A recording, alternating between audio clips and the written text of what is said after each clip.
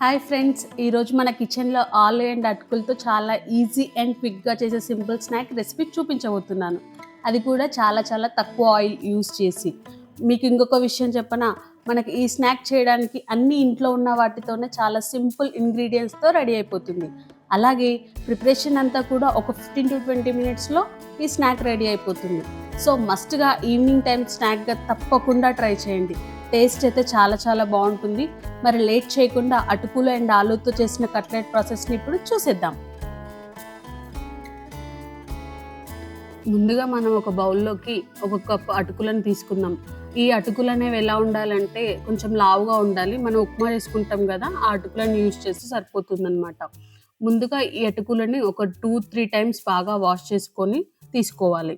తీసుకున్న తర్వాత కొంచెం వాటర్ చల్లుకొని అలా ఒక 5 మినిట్స్ అలా పక్కన పెట్టేసుకుందాం.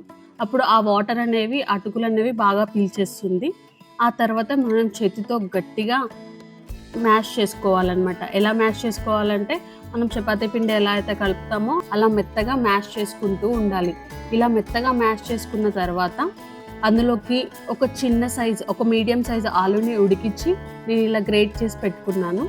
దాన్ని కూడా ఆ అటుకులతో బాగా కలిసేలా బాగా మెత్తగా కలుపుకోవాలి. ఆ తర్వాత సన్నగా తరిగి పెట్టుకున్న ఆనియన్ వేసుకోండి. 1 క్యారెట్ ఆల్రెడీ నేను గ్రేట్ చేసి పెట్టుకున్నాను.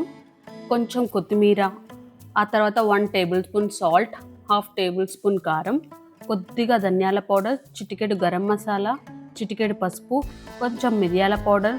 నేను ఎలక్ట్రికల్ గ్రైండ్తో యూజ్ చేస్తున్నాను, మీరు నార్మల్గా పౌడర్ చేసి తీసుకోండి. అలాగే 5 to 6 డ్రాప్స్ లెమన్ వాటర్ వేసి అంతా కూడా బాగా కలుపుకోవాలి.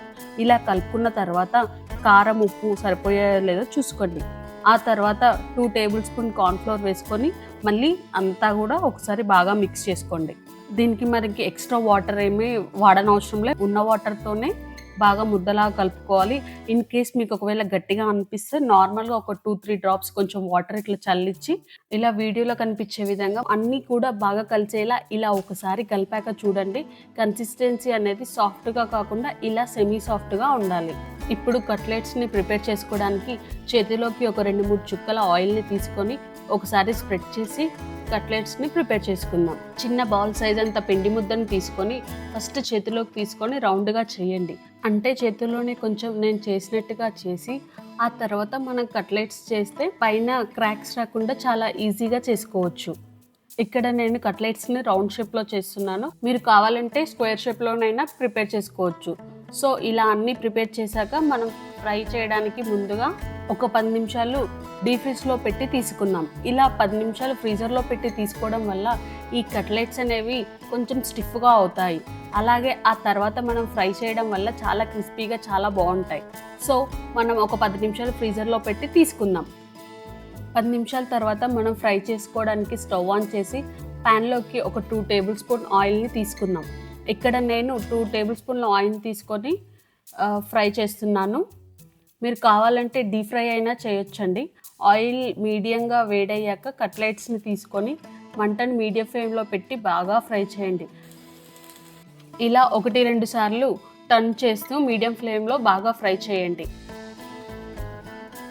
సో ఇలా మంచి కలర్లోకి కట్లెట్స్ వచ్చేదాకా ఫ్రై చేశాక ఇప్పుడు వీటిని ఒక ప్లేట్లోకి తీసుకుందాం. అంతే, క్రిస్పీ అండ్ టేస్టీగా సింపుల్గా స్నాక్ రెడీ అయిపోయింది. ఇక్కడ చూడండి కట్లెట్స్ ఎంత సాఫ్ట్గా మరియు క్రిస్పీగా ఉన్నాయో. లేట్ చేయకుండా ఈ గరం గరం కట్లెట్స్ అయితే నేను మా పాపకు పెట్టబోతున్నాను. చూద్దాం మా పాపకు నచ్చుతాయో లేదో.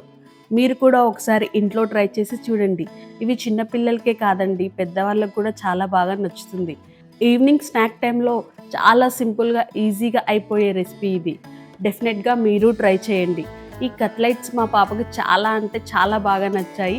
మీరే చూడండి ఎంత బాగా ఎంజాయ్ చేస్తూ సూపర్గా ఉన్నాయి అంటూ తింటుందో.